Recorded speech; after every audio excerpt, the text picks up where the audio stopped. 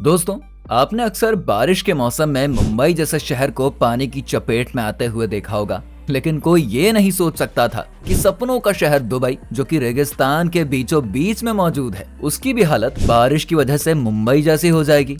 क्योंकि जो दृश्य हमने हाल ही में दुबई में देखा है, वो किसी को भी चिंता और आश्चर्य में डाल सकता है। दुबई का नीला आसमान अचानक से हरा हो जाता है, सड़कें पानी में डूब जाती हैं। रनवे पर हवाई जहाज को चलता देख ऐसा लग रहा था कि मानो जहाज पानी पर चल रहे हो। तो दुबई की इस हालत के पीछे असल रीजन क्या है? क्या ये बहुत बड़े क्लाइमेट चेंज का संकेत है? आइए समझते हैं हमारी आज की इस वीडियो में।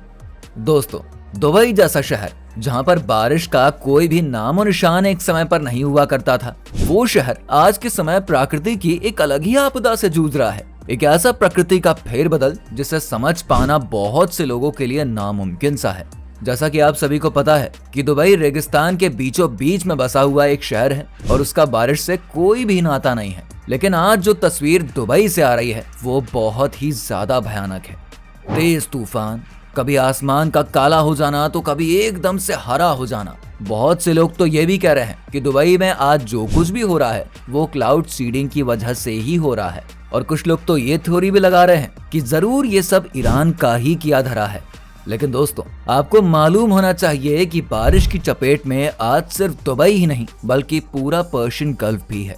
जी हाँ दोस्तों, दुबई के आस पड़ोस के देश जैसे कि ओमान, बहरीन में भी आज के समय तेज बारिश हो रही है। और अगर हम बात ओमान की करें तो वहाँ पर लगभग 19 से भी ज्यादा लोगों की बारिश की वजह से मौत हो चुकी है। हालांकि लोगों का फोकस आज के समय ज्यादा दुबई पर ही है, लेकिन सिचुएशन आसपास के देशों में भी ठीक नहीं है।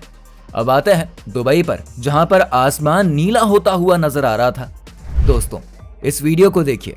अभी आसमान में काले बादल हैं, लेकिन कुछ ही देर में ये पूरा आसमान हरा हो जाएगा। और ये देखकर ऐसा लगता है कि जैसे शायद किसी ने दुबई के ऊपर किसी तरह की गैस छोड़ दी हो।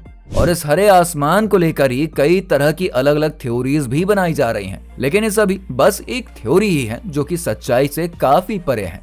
अब अगर हम दुबई के क्लाउड सीडिंग प्रोग्राम की बात करें तो ये प्रोग्राम दुबई में 1990 से शुरू किया गया था, जहां पर आसमान में एरोप्लेन के जरिए सिल्वर आयोडीन रिलीज किया जाता था, जिसके जरिए एक तरह का केमिकल प्रोसेस शुरू होता था और फिर इससे बारिश शुरू होती थी। लेकिन आज जो दुबई में बारिश हो रही है ना, ये क्लाउड सीडिंग का नतीजा नहीं है। और इस बारे में दुबई के नेशनल सेंटर ऑफ मेटीरियोलॉजी ने भी साफ साफ पुष्टि करी है।